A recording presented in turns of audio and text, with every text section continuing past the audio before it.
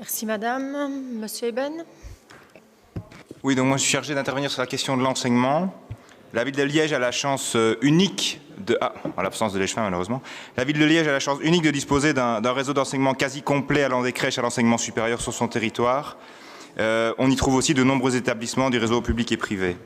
Cette jeunesse au cœur de notre ville, c'est à nos yeux une chance unique dans le cadre de la transition profonde que nous avons à initier si nous voulons éviter le mur que nous promet le modèle productiviste et consumériste actuel. Faire respecter ses droits, comprendre les mécanismes d'endoctrinement, tout ce qui tente de nous réduire au rang de consommateurs et non de citoyens, reconnaître et combattre l'invasion publicitaire, la manipulation de certains médias, préférer la collaboration et l'entraide à la compétition, le mieux au plus, tout cela s'apprend. Les mobilisations pour le climat ont montré la forte implication de la jeunesse liégeoise en faveur d'une société plus juste et plus résiliente. Mais si c'est une chance, la présence de cette jeunesse est également une responsabilité. Cette jeunesse attend des actes qui, même si tous ne sont pas du ressort communal, bien évidemment, tardent à venir. À travers les éléments du PST consacrés à l'enseignement, j'aimerais aborder deux aspects qui font aujourd'hui cruellement défaut à nos yeux, les méthodes d'apprentissage et les conditions de l'apprentissage.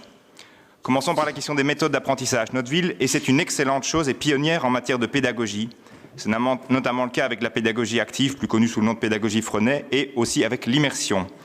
Mais il convient d'être attentif à ce que ne se développe pas un enseignement communal à deux vitesses, avec d'un côté les enfants plus favorisés profitant des offres pédagogiques de ce type, quitte à devoir se déplacer pour les trouver, et de l'autre un public plus captif. Nous souhaitons plus de mixité entre les différents types de pédagogie proposés. L'école Belle-Flamme, par exemple, à Grivnier, en pédagogie active, mais au cœur d'un quartier populaire, réussissent Paris.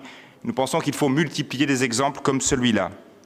Concernant spécifiquement la pédagogie immersive, l'ouverture progressive à une seconde langue dès la première primaire proposée dans le PST semble positive, mais sera-t-elle très efficace? L'immersion totale généralisée semble hors de portée, ne fût-ce qu'en raison du personnel enseignant que ça nécessite. Mais le fait d'avoir 1 ou 2 heures par semaine est-il suffisant pour un apprentissage sérieux?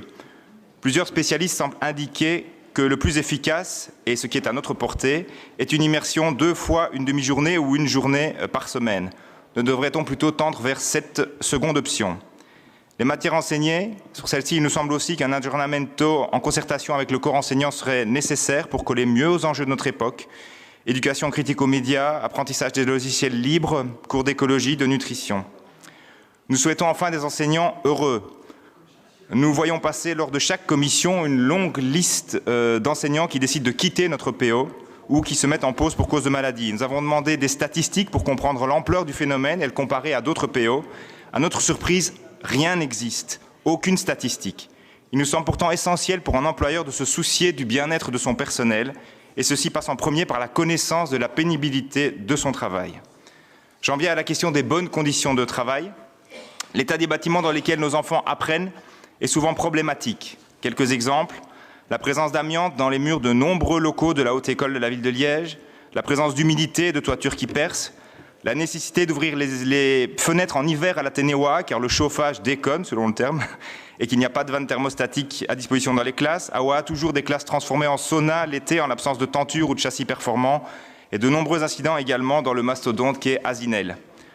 Le temps est venu d'avoir non seulement un audit des bâtiments, il est en cours, mais aussi et surtout un plan pour s'attaquer de façon un peu plus systémique à ce souci et pouvoir réclamer de façon chiffrée et argumentée des moyens qui viennent d'autres niveaux de pouvoir. Mais pour pouvoir les réclamer plus efficacement, il nous semble qu'il manque un plan aujourd'hui. Aujourd'hui, on part au plus pressé et on n'est pas à l'abri d'un gros incident tant certains bâtiments sont mal en point. Les bonnes conditions débutent par l'accès à l'école. Il faut sortir de la logique où papa et maman déposent des enfants quasi dans la classe avec la voiture. Il y a une part d'éducation envers les parents, mais aussi une réflexion sur l'offre et les abords des écoles. J'ai eu l'occasion déjà d'interpeller sur le cas de Jupy, qui est un parfait exemple de ce qu'il faut cesser de faire via une amélioration des cheminements piétons et cyclables et une adaptation de l'offre de bus.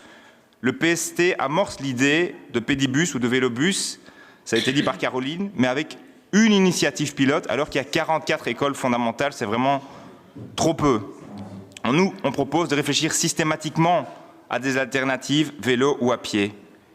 Je voudrais, pour ne pas être que négatif, je voudrais signaler quand même qu'il y a le projet de seconde école secondaire en pédagogie active, qui est une idée que nous avions nous-mêmes mise en avant durant la campagne communale. C'est un bon projet. Nous avions évoqué l'idée d'ouvrir une nouvelle option à Saucy, mais l'idée d'investir les locaux de l'ancien Athénée d'Angleur est excellente. même si ça risque de surcharger un peu la ligne de 48 qu'il est déjà fort. Gageons toutefois que ça permettra de réaliser cette option sans trop tarder, parce qu'on en a besoin assez rapidement à Liège. Voilà. Je voudrais aborder un dernier thème qui est celui de la question de l'alimentation. La qualité de vie dans nos écoles, c'est aussi cela. Un exemple symbolique qui a été mis en avant par les étudiants lors des mobilisations sur les questions climatiques, c'est la question et la demande de nos jeunes de pouvoir retirer des écoles les machines à soda et de les remplacer par des distributeurs de produits locaux et des fontaines d'eau potable. Que dit le PST? Je cite: au niveau de l'enseignement secondaire et supérieur, le remplacement des actuels distributeurs automatiques de nourriture par des produits locaux et bio sera étudié. Point. C'est trop vague. Regardons dans les faits, ces distributeurs sont notamment mués en outils alternatifs de financement pour des écoles qui sont désargentées. Et donc, il faut savoir combien la ville est disposée à mettre de moyens pour compenser ce manque à gagner. Sinon, on restera dans le discours et ces distributeurs vont rester là où ils sont. Concernant la nourriture, on a déjà évoqué cette question dans nos interpellations du jour. Alors, le PST cite le chiffre de 35% d'invendus. C'est une erreur d'après l'étude qu'on a été faite. Grâce au travail d'Isocèle, on a diminué ce chiffre. Le gaspillage alimentaire diminue, mais il faut, à notre estime, du côté d'Isocèle, un travail est fait, avoir un travail qui soit fait de l'autre côté, c'est-à-dire du côté de l'éducation dans les écoles. Et dans cette matière, il serait important de pouvoir aider Isocèle et sensibiliser mieux les parents et les enfants. À ce gaspillage s'ajoute un deuxième gaspillage qui est celui des célèbres barquettes en plastique. Alors, dans le PST, vous vous engagez à la disparition de ces barquettes. On salue cette situation. Mais de la visite qu'on a pu faire à Isocèle, en fait, on n'est pas encore aujourd'hui à des solutions. Et donc, ce qu'on entend de leur part, c'est au mieux, on aura une solution pour septembre 2020, c'est-à-dire la rentrée prochaine. D'ici là, on a fait un petit calcul, ça fait 200 000 barquettes plastiques en plus. Il faudrait pouvoir aider Isocèle pour faire cette transition plus rapidement à notre estime. La qualité de la nourriture, on l'a évoqué, très peu de légumes frais dans les écoles aujourd'hui.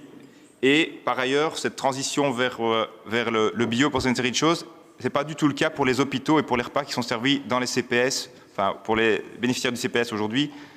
Le bio, ça devrait être pour tout le monde. Et dernier élément, le projet de légumerie qui est repris est celui de soutenir des producteurs locaux qui se trouvent dans le PST. Il n'y a à nouveau pas de date et pas d'objectif chiffré.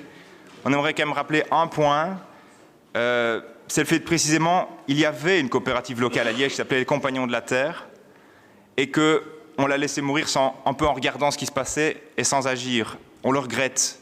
Je suis désolé, Madame Irna, on le regrette aussi parce qu'on vous a demandé de pouvoir vous rencontrer pour vous parler de cette question-là, sans succès.